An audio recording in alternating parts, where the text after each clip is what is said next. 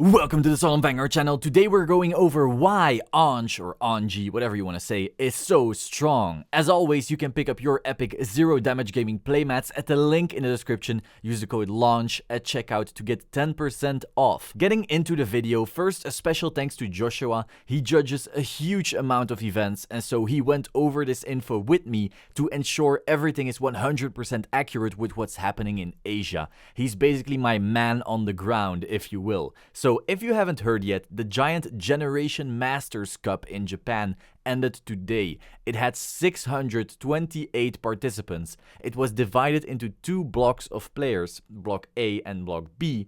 The winner of Block A was Ange, and the winner of Block B was Ange as well. Also, a large chunk of teams winning Asian team tournaments has had Anges in the setup, along with ZTB and Shiranui often. Finally, we already went over the tops in ACQ Malaysia 3 weeks ago, where Ange destroyed all the CTB decks. Needless to say, there's many Ange tops lately. So why is this? I figured we'd go over it in some neatly defined points. 1. Free plussing. Ange's on-ride and on-stride skill are obvious examples of this. You draw for bouncing, you fetch for bouncing, and you can do it twice because it will trigger both on your ride and your stride. Beyond that, you also use Shandy, grade 2, to plus hard in the early game and even late game. If you manage to call multiples of her, you will be drawing some insane amounts of cards only to then bounce those called units back once you get into Ange. 2. A solid ZTB matchup. As you know, ZTB is one of the most popular meta decks of the moment, and so being able to deal with the deck is important if you want to be competing.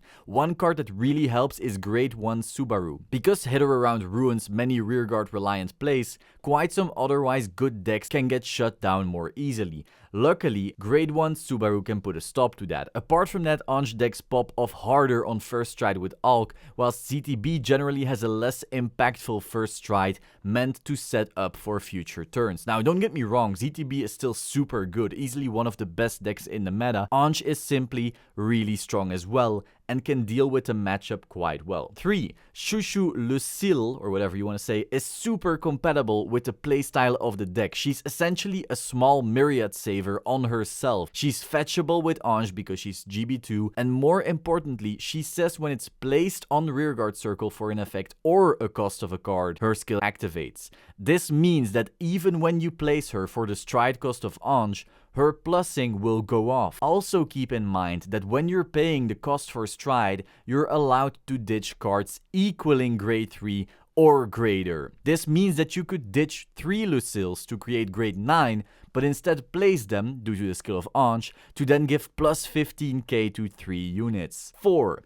This overpowered critical trigger. She doubles power and then gives an extra crit to a unit with GB2. You know, the kind of unit that Ange searches. Beyond that, she doesn't even go to soul or to deck or to drop. No, she goes right back to hand. It's so free, ready to use again. Combine this power doubling with extra critical pressure with all the Lucille power gains, and you've got some intense aggressive plays right there. 5. Shandy Rush. I mentioned Shandy as a strong plussing engine before, but consider this. You're able to call down anything early, attack with it, and as long as you have Shandy, you'll plus of it. It's kinda like with Great Nature, where calling pieces early isn't overextending because you plus off them anyway. This early game really makes the deck extra scary. 6. G-Guardian Palooza. Not only can you G-Guard indefinitely because of Ellie, or at least until you run out of soul, you also have a grade 2 that counts as a heal when discarding for G-Guard. You essentially have 8 cards in your deck that can be used to G-Guard with, whilst also having a G-Guard that keeps flipping itself down. This only adds to that resource strength, since you can constantly have super strong guards without needing to rely too much on your hand size. And that's mostly it. Of course, there's a few more things and options to keep in mind,